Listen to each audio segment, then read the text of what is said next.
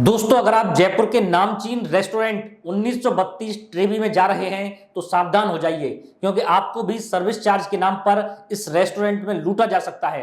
1932 Trevi नामक restaurant में बिना ग्राहक से पूछे जबरदस्ती सर्विस चार्ज लगा दिया जाता है, वो भी कोई 50 या 100 रुपए नहीं, बल्कि आपके टोटल बिल का 10%। मानो जैसे कि सर्विस चार्ज एक तरह का टैक्स हो। जब कस्टमर अपने बिल पर जीएसटी दे रहा है तो कोई अन्य टैक्स या चार्ज क्यों? आपको बता दें कि इस रेस्टोरेंट में जितना सर्विस चार्ज लिया जाता है उतना तो सरकार जीएसटी भी नहीं लेती है। सरकार का जीएसटी मात्र 5% है, जबकि रेस्टोरेंट का अवैध वसूली सर्विस चार्ज 10% है, यानी जीएसटी का भी दुगना। उदाहरण के तौर पर अगर आपका बिल 10,000 रुपए का है तो सीधा सीधा 1,000 रुपए आपसे सर्विस चार्ज के नाम पर वसूल लिया जाएगा।